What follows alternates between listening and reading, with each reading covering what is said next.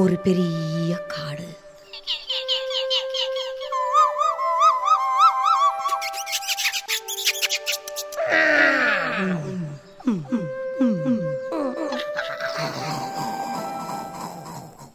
இப்படியாக ஒரு சிங்கம் இருந்துச்சு. உங்களுக்கு எல்லாம் தெரியும், காட்டுக்கு ராஜா சிங்கம்னு. இந்த சிங்க ராஜா என்ன பண்ணுச்சு தெரியுமா? எப்ப பார்த்தாலும் பல மிருகங்களை வேட்டையாடிச்சான். ஆனா ஒன்னே ஒன்னதான் சாப்பிடுமா. மற்ற மிருகங்கள்லாம் தேவையில்லாம செத்துக்கிட்டே இருந்துதான்.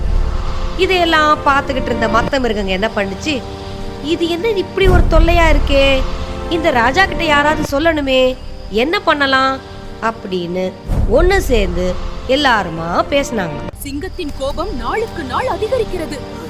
ஒவ்வொரு நாளும் அப்பாவி விலங்குகள் பாதிக்கப்படுகின்றன. நாம் இப்படியே அமைதியாக இருந்தால் இந்த காட்டில் இனி எவருக்கும் நிம்மதி இருக்காது. உடனே ஒரு முடிவுக்கு வந்தாங்க. நாம் முடிவு செய்த இந்த பிளானை சிங்கத்திடம் சொல்லலாம், வாங்க. ராஜா, நில்லுங்க நில்லுங்க, எங்களை ஒண்ணும் செய்யாதீங்க, தயவு செய்து நாங்க சொல்றத கேளுங்க ராஜா. சரி, ஒவ்வொரு நாளும் ஒருத்தங்களா நாங்களே நேரா வந்துடுறோம், நீங்க சாப்பிடலாம், அப்புறம் உங்களுக்கு யாருமே துணை இல்ல. சரி அப்படின்னு சிங்கமும் ஒத்துக்குச்சான். இப்படியாக ஒவ்வொரு நாளும் ஒவ்வொரு மிருகம் தானாகவே அந்த குகைக்கு போய் அந்த சிங்கராஜாவுக்கு இரையா மாறிச்சான். ஒரு நாளைக்கு ஒரு சின்ன முயல் குட்டியோடைய முறையான். நான் போக மாட்டேம்மா, எனக்கு பயமா இருக்குமா, நான் போக மாட்டேம்மா அப்படின்னு அழுதுச்சான். உடனே அவங்க அம்மா சொன்னாங்களாம், அதெல்லாம் தப்பு, அப்படிலாம் அழக்கூடாது, என்ன பண்ணுறது, எனக்கு மாத்திரம் வருத்தம் இல்லையா, ஒன்றும் பண்ண முடியாது, போ ராஜா போ அப்படின்னு சமாதானம் பண்ணி அனுப்பிச்சாங்களாம். என்னது என்ன போய் சொல்றீங்களே, அழுதுகிட்டே மெல்லமா நடந்து போச்சான். போற வழியில ஒரு பெரிய கிணத்தை பார்த்துச்சான். டிங்னு அது மேல குதிச்சு அப்படியே உள்ள இருக்க தண்ணிய பார்த்துச்சான். உள்ள தண்ணியில பார்த்தா அதோடைய முகம் தெரிஞ்சான். அடி சக்க அப்படின்னு ஒரு யோசனை தோணுச்சான். சிங் சிங் சிங் சிங் சிங்னு குதிச்சு அப்படியே சிங்கராஜா கிட்ட போச்சான். கத்திக்கிட்டு இருந்துச்சான். சிங்கத்துக்கு ஏற்கனவே கோவம், ஏன்னா நேரம் ரொம்ப ஜாஸ்தியா ஆயிடுச்சு. ஏன் இவ்ளோ லேட்டா வர்ற, ஏன் இவ்ளோ லேட்டா வர்ற அப்படின்னு கேட்டுச்சான் முயல் கிட்ட.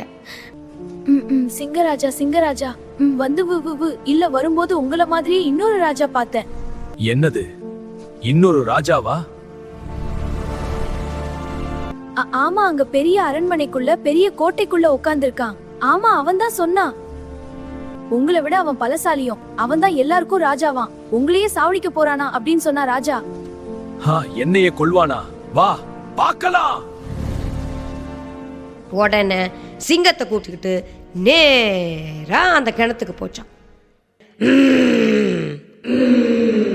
நான் தான் ராஜா, திரும்பி வந்துச்சான். உன்னை நான் கொல்ல போறேன். உள்ளே அந்த குரல் வந்துச்சான், இதோ வர்றேன் அப்படின்னு. தபக்கடி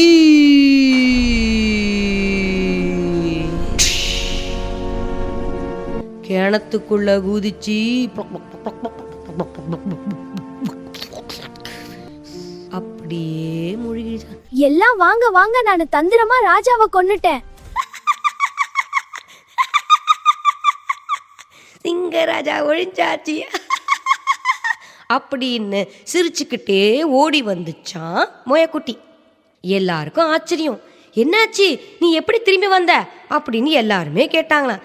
வாங்க வாங்க எல்லாரும் வாங்க, மாமா மாமி எல்லாரும் வாங்க, வந்தது கேளுங்களேன், நான் தந்திரமா ராஜாவை கொன்னுட்டேன் அப்படின்னு சொல்லி டப்ப டப்ப டப்ப டப்ப டப்ப டப்ப டப்பன்னு கையை தட்டுச்சா. அடாடாடாடா, எல்லாருக்கும் ஒரே சந்தோஷமா ஆயிடுச்சா.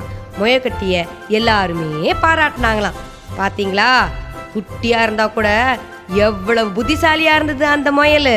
நீங்களும் அது மாதிரி புத்திசாலித்தனமா எந்தவித பயமும் இல்லாம தைரியமா வாழணும், சரியா?